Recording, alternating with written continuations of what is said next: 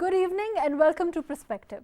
The real objective of news dissemination is to make sure that people know what is happening and why, so that they can then form their own opinions and their own conclusions.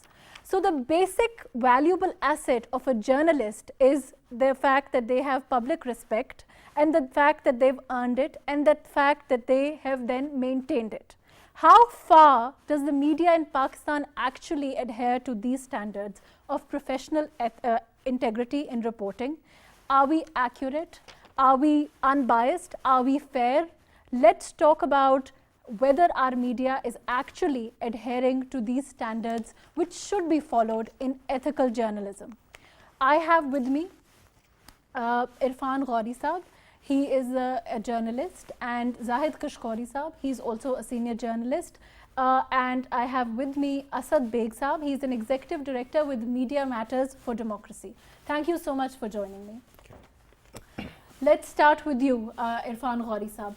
How far do you think the media in Pakistan is adhering to a standard of professional conduct? When we talk about the media ethics, this is a subject where it's not a discrete trend.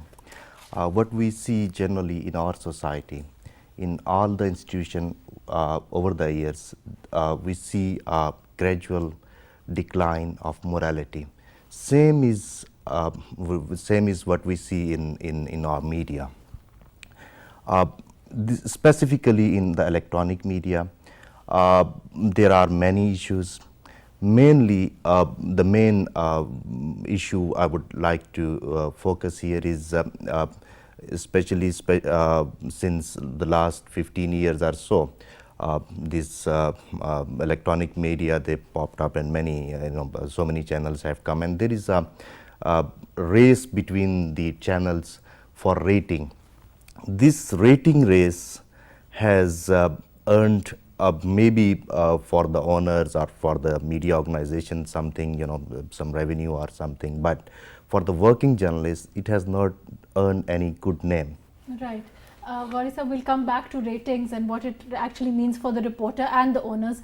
Gishkori sir, what do you feel as a journalist? What do you think the people who are upcoming, new people who come into this field, do you think that they know? And how are they going to adhere to a specific, do they know that it's really important that they have to adhere to a specific code of conduct? How important is it for somebody new who steps into this field?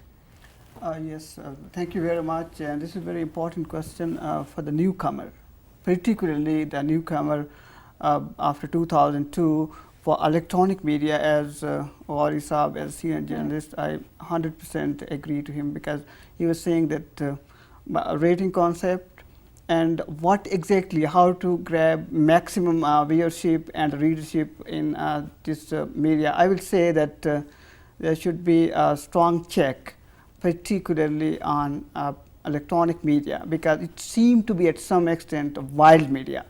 Look at the latest episode when Asad passed away, and the electronic media was covering its funeral prayers, and a lot of gathering was there. Even some of TV channels were giving live transmission from his grave. It's really surprised. But the thing is there any strong editorial check on such kind of and we'll talk about the checks, and let me come back to you on that. Specifically to you, Asad Baig Saab, when we talk, I really want to know to a person who's suddenly stepping into this field, I mean to a new graduate, for example, somebody trained in journalism, how does it, is he really concerned about the ethics of the field, or is it really all about the ratings, all about getting through and getting to the top? How does it look to somebody just coming in? That's what I really want to start with. Look, thank you so much. It's a longer debate, but just to summarize the issue. No matter how good you are as a student, no matter how well trained you are, when you step into an industry, the rules of the industry matter. I, for instance, if I'm a young journalist in, let's say, any big television channel or a newspaper in Pakistan, no matter how good I am, I'll have to adhere to the values and the principles and the practices which are being imposed on me. Literally, I'm using this word intentionally, imposed on me from that media house. And if you don't do it, you don't get a job there. So I think it's a larger debate, it's a longer debate. Training is, yes, one thing. Students who come from the university, their capacity is another.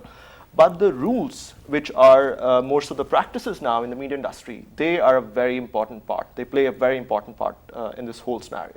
So no matter how much we inculcate this into our students, into our graduates, into people who want to come into this field, it doesn't matter because the practical reality is different. That's what it's going to take some time, because when the young students who have better values, who have better understanding of the scenario, when they go on to senior positions, they might bring a change. But you see, you have to consider, you have to factor in the media economy models as well.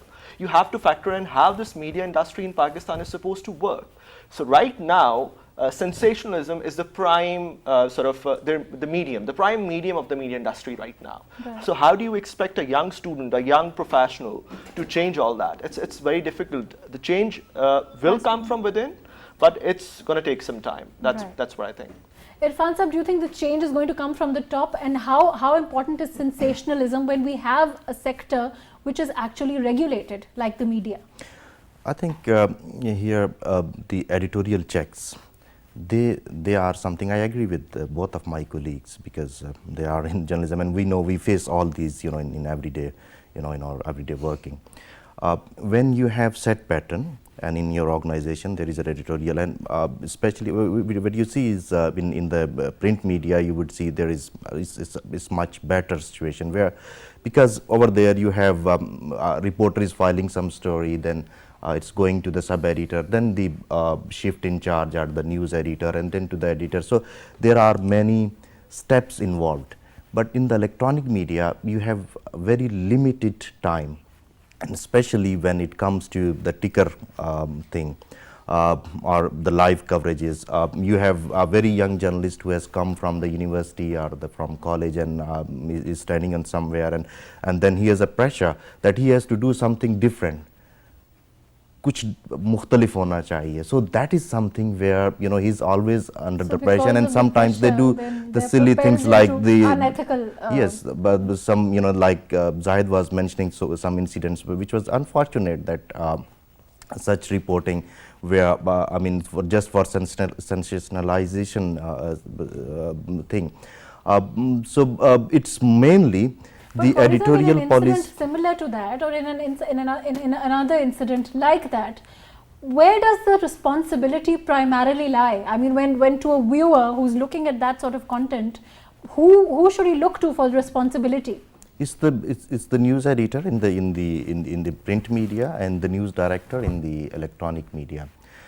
We have the roles, and those roles are, but sometimes what happens is the reporter himself, he's taking something just for to make him prominent and something like that. Like you said, he wants to do the yes, of course, because of the pressure. That is very much pressure. And what we see normally, you're sitting in a press conference and your colleagues from the electronic media, at the same time they are writing their tickers, sending their tickers through SMS.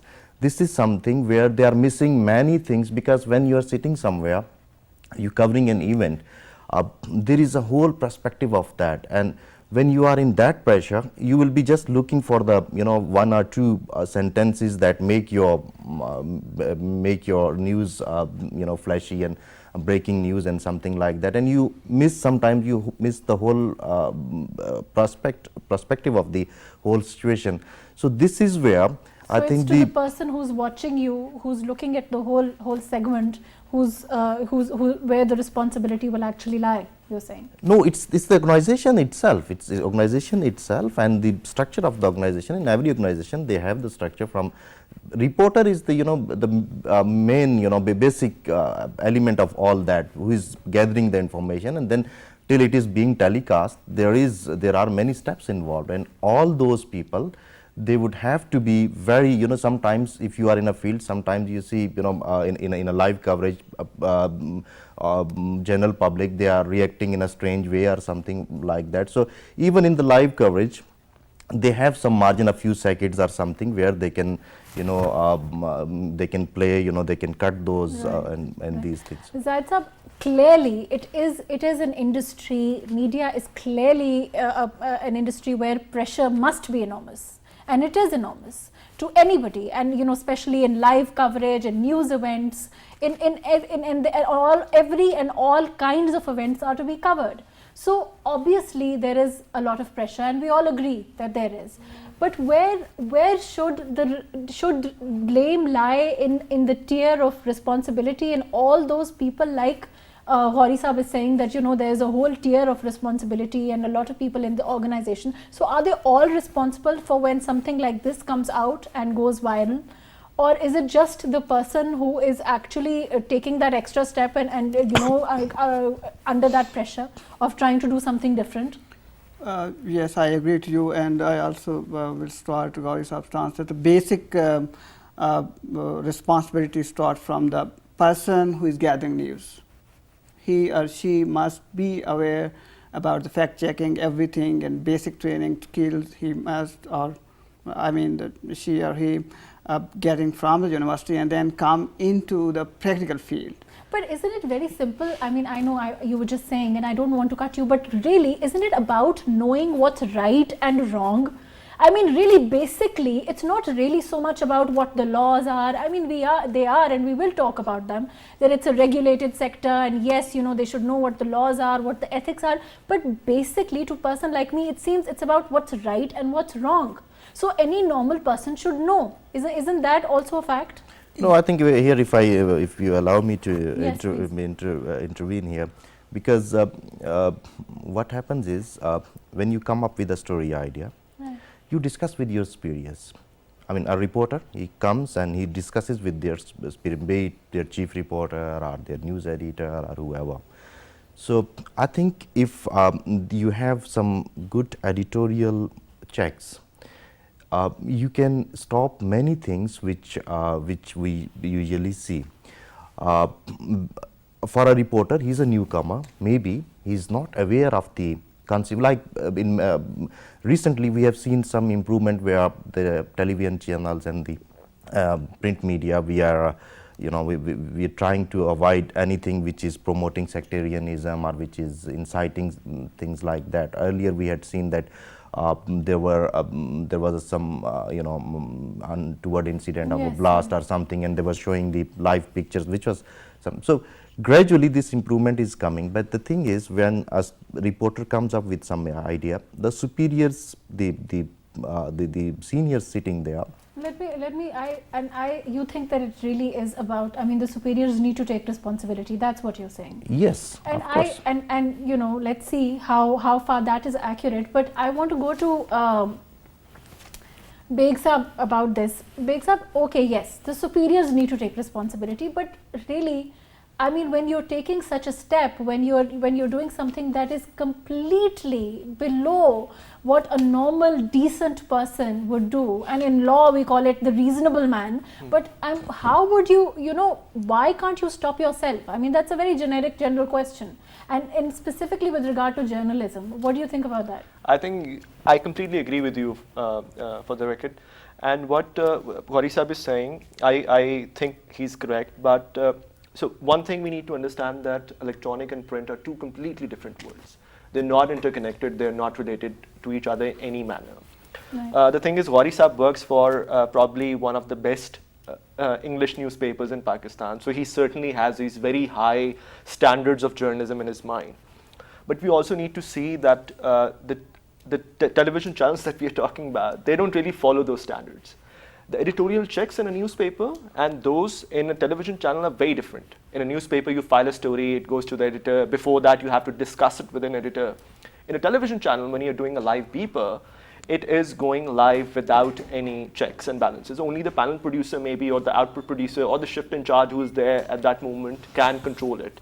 And most of these television channels, they don't have delay mechanisms. So whatever is going on here, it's just going on here, right? So they don't. So there isn't really that much control that they have. Exactly. So that's point number one. Point number two is, there are sort of things that you know very clearly that they're wrong.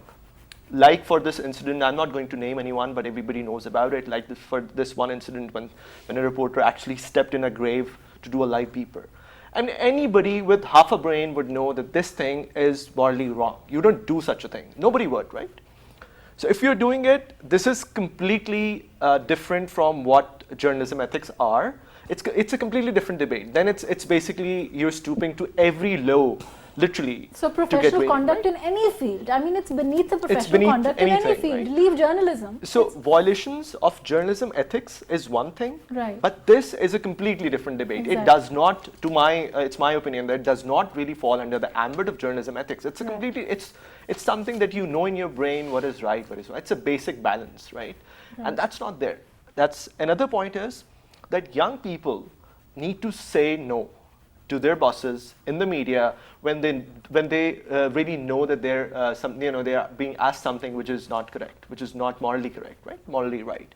And unless that happens, I don't think it's really going to change anything. Okay. Yeah. Gishkori Sahab, do we need more professional people who learn to say no? When they know something is clearly wrong, instead of expecting editorial checks and editorial censorship, and then PEMRA's role, which of course is there, and it is a regulated, I keep saying that, but it is a regulated sector.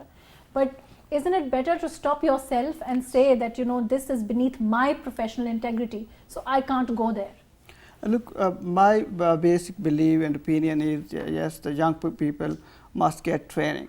At least they should be a graduate from good university, and then they come into this field, and they must get the opportunity to go abroad and land there, because you know that we have 127 channels, right, current affair channels in Pakistan, and everything is going free, and that's why there should be a check on all electronic media, particularly all channels, because check and the basic responsibility should start from the newsroom, because strong editorial body is very much particularly necessary for every media house. So you think that more checks are clearly needed in this field? In this field, and yes, there are electronic media, there is a race, and corporate sector now, and everybody is trying to give big stories, and and other thing is digital media, particularly the social media,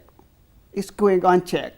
A lot of things are coming on television screens from social media, and there is no check on all these things. But who do you think particularly? I mean, as far as, like I'm saying, regulated, it's regulated, right?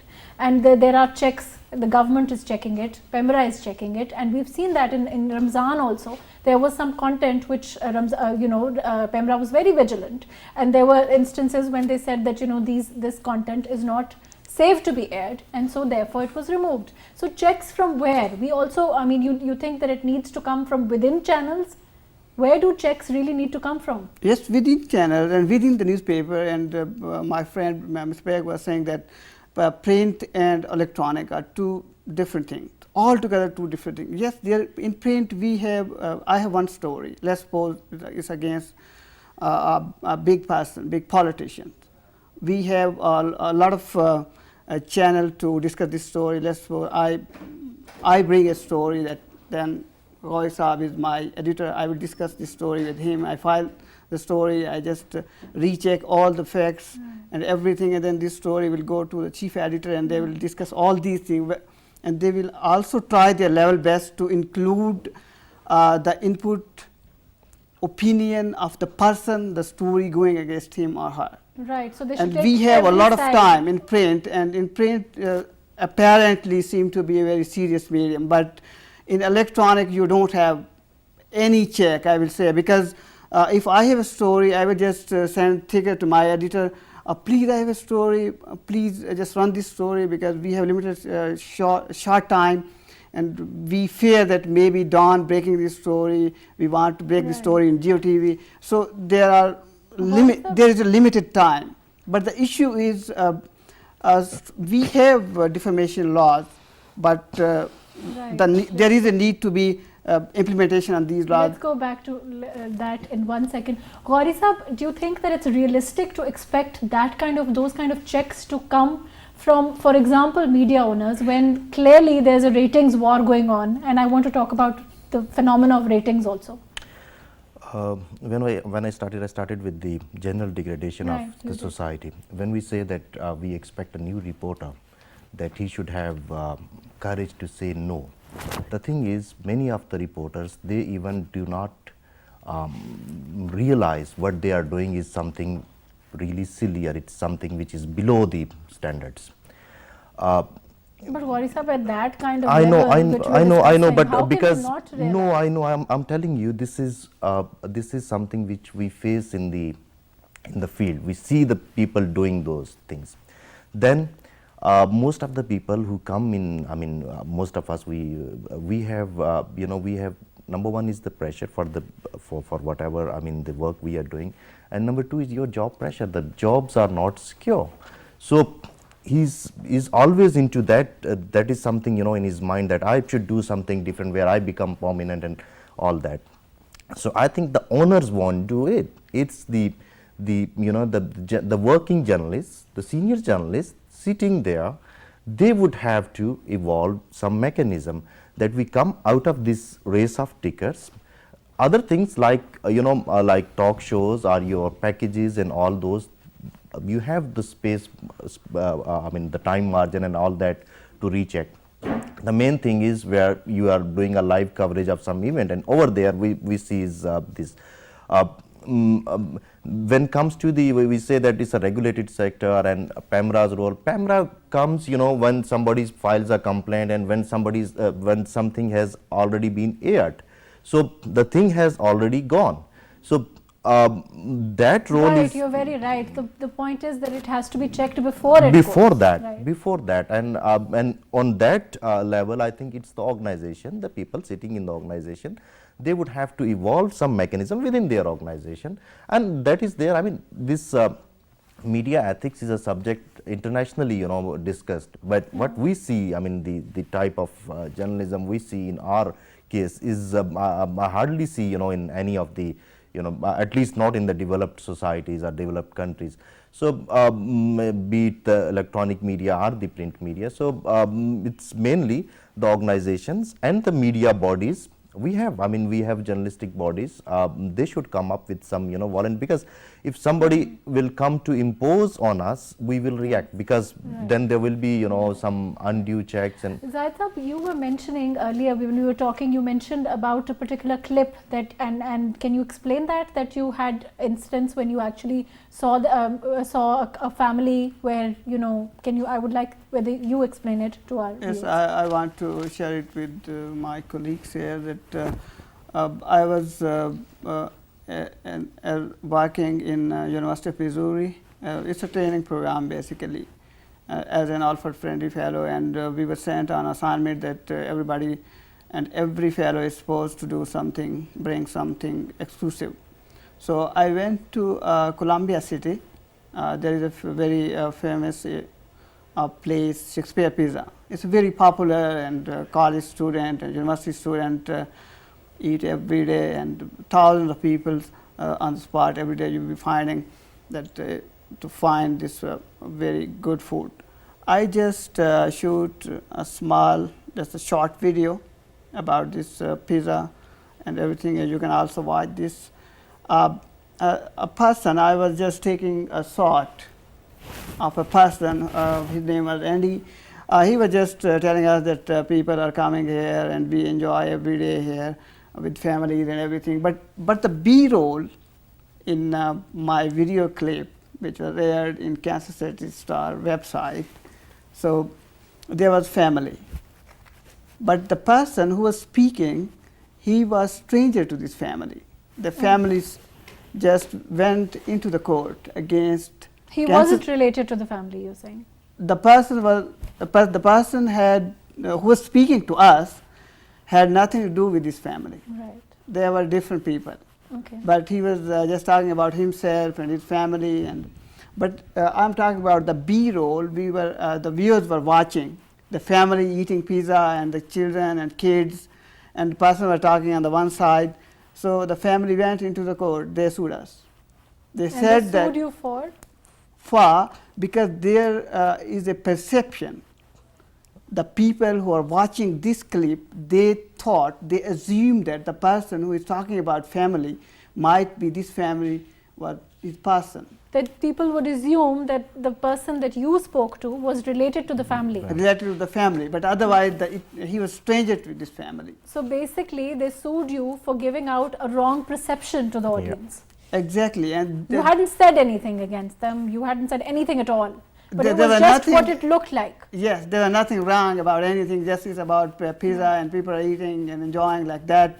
But I'm talking about the strong implementation of defamation laws. Right.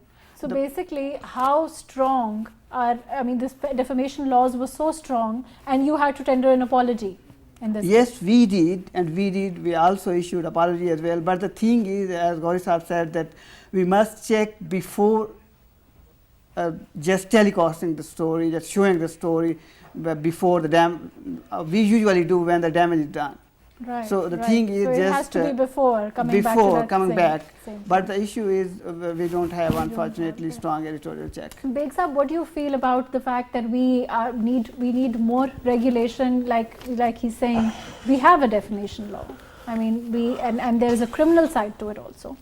So how do you think we can change things for there to be more vigilance and more responsible journalism, I would say? Look, we've done many researches on media economy, ratings, media ethics and all that. My opinion, everything comes back to media economy. I'll come to that later.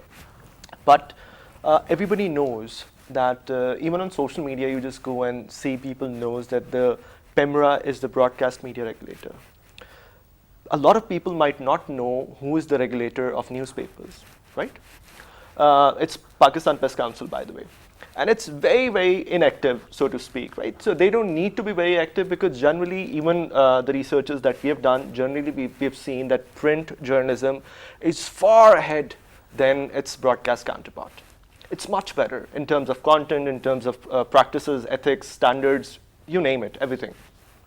So then the question comes to my mind, why is broadcast media, while it's being so much more regulated than the print counterpart, why is it sort of, so low in standard when it comes to ethics, right? So then the only answer that I can come up with is that our broadcast media is simultaneously under-regulated and over-regulated. So there is a lot of check on the content as well. There was a recent notice by PEMRA. I believe everybody know about it. It was basically a ban on contraceptive ads, right? Right. So that was a very specific kind of a content check, which was, by the way, taken back by PEMRA and so on, but there was this notice. So the point is, we need to assume that the media is already extremely regulated. Now, what's the point of this regulation if the ethics are not being followed, right? So that's the question. I believe that no amount of external regulation, especially the one which is coming from an institution like PEMRA, which is essentially a government body, no form of external regulation can change that. Internally, change have to sort of come within the media houses. There needs to be a self-regulatory mechanism that media itself has to adopt and follow, right? But how will that happen? Okay, right now the media economy is shaped in a manner that all of these television are basically competing for advertisements, which is basically television ads and so on. And they have absolutely no other way of earning money. So the only way they can basically grab attention of the people is to sensationalizing their screens, putting in reds and yellows and blues and all that, right? And they will continue to do it if there are no other valid legal mechanisms to earn money. Internationally, if you see, in countries like States, for instance, like my friend was talking about, there are other means. There are subscription charges. So if you have to see a particular television channel, you need to subscribe to it. Essentially like you subscribe to a newspaper in Pakistan, and there is a certain amount that as a consumer you have to pay to them. Right. There are no means like that in Pakistan.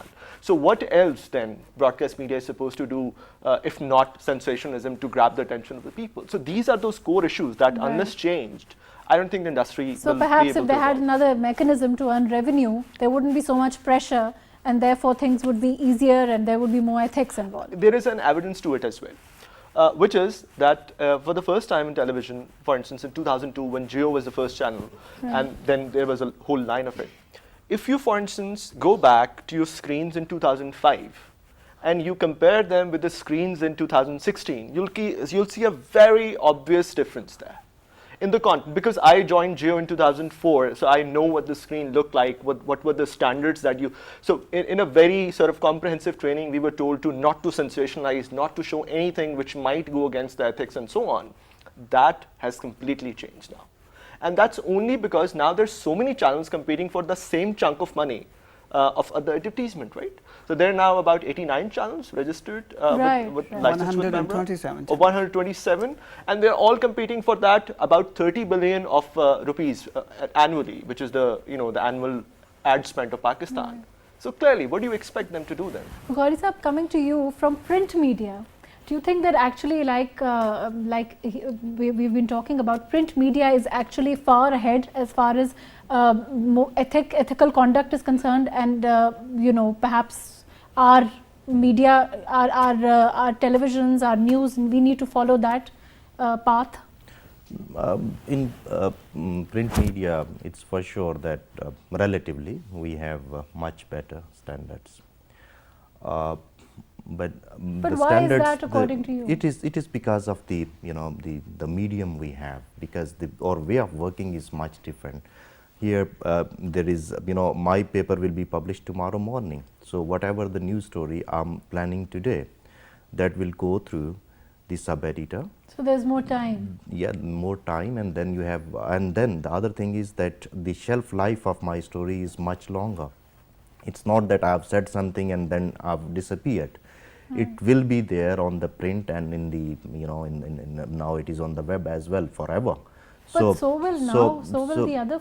I mean, if there's a film or if there's a, I mean, it'll always no, be but there. in the news, I mean, normally it's somebody has saved, I mean, a clip or something. That's a different thing. But mostly the shelf life of over there.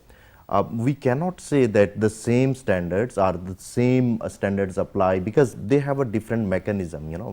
It's a different medium. But the basic thing, which is with the basic elements of the journalism, are the same. This is to educate the people, to inform the people, to entertain the people. But what we see here is, I mean, where we have programs which where jugatbazi, I don't know what's the English word for that, which is the programs with those things. They are very popular in our I mean in our electronic media. So through these programs they might be earning good revenue, but the thing is, I mean, maybe this is a sort of entertainment, but what sort of entertainment it is when you are making mockery of somebody's face?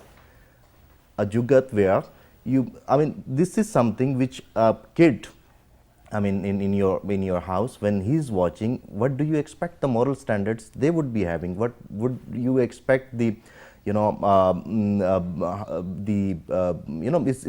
an art that the quality of entertainment has to really change. Yes, and mixing up of all this, that is a news as well as entertainment and information. We have combining all that, and we are combining in a way where we might be getting the ratings, but are we serving the real purpose which you in your intro described, that are we earning a good name, are we earning integrity?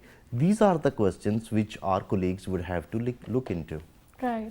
So it's really about how ethical you personally are, which brings us to our debate before, that you have to really look into yourself. Of course. And see. I think I'll add into that another point.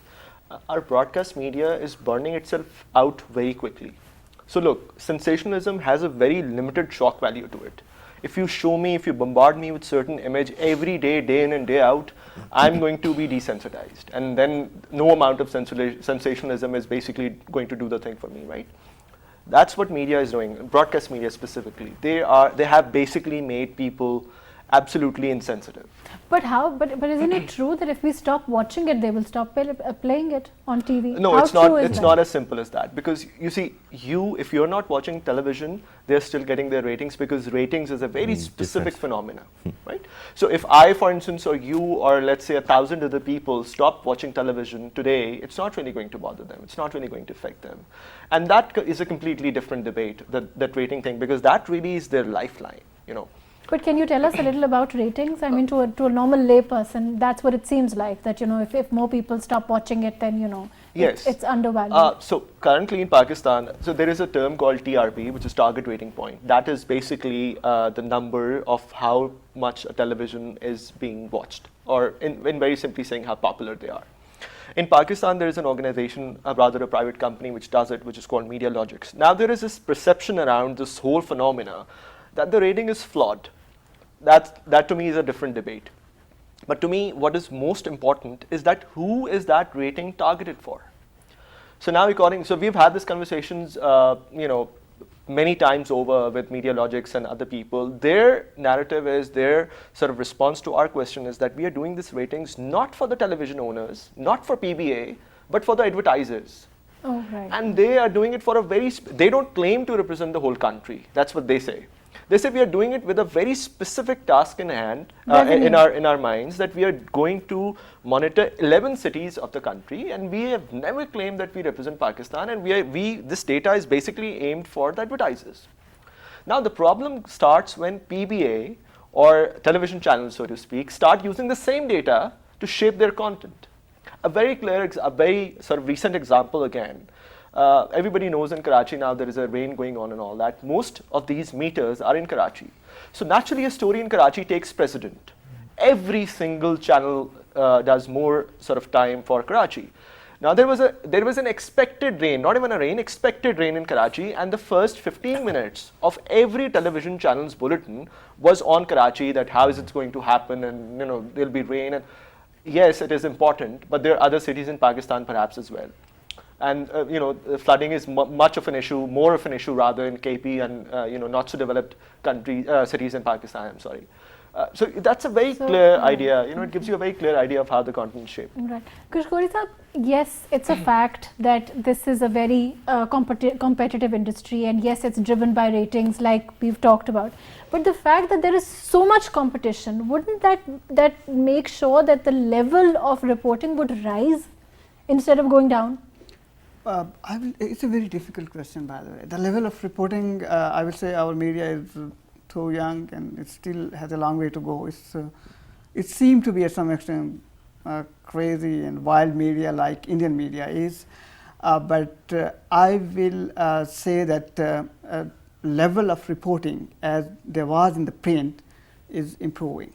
Right. Because the reason is the young journalists are going abroad for a good education, better training. And after 2002, when electronic media came into, now every young journalist, I will say that he or she is graduate when they come into the media field. So I would say that level of reporting, it's slowly but gradually, I see that being improved. But we need to focus on more investigative reporting, data journalism, and particularly in this digital world, online journalism, to just go into a detail of issues, just focus on the stories, unheard stories, to give voice to the voiceless people. But unfortunately, you know that look at the Eid shows and the Ramzan transmission and everything, everybody was focusing on the all just colorful event like that, but we completely ignored the poor people, the IDPs, and other living in far-flung areas, the unheard voices and the real issues we are ignoring deliberately because we are not getting more rating. This is particularly like specified the corporate world and the rating media, but yes, there is a need to keep focus on investigative journalism, to go into detailed and in-depth stories rather than half-baked, under-researched stuff. And the half-cooked stories, right, just to feed and to race with the media. Thank you so much for joining me, Zahid Gishkori Saab, Irfan Ghauri Saab, Asad Baig Saab. Thank you so much for giving your valuable time. Yes, it's a fact that there's a ratings war going on. Yes, it's a fact that it's a very competitive industry. Yes, it's a fact that there are some 100 channels and that a viewer can just switch from one channel to another within seconds. But really, what's most important is that the new reporters, journalists need to look into themselves and find a better person find themselves finding out what's ethical, what's just plain wrong. I think that's what's most important. Even though we have a regulated sector, we have a PEMRA, we have the courts, we have a proper mechanism in place. But what's really important is look into yourself and see what is right and what is just plain wrong and say no to it. Thank you so much for joining me today on Perspective.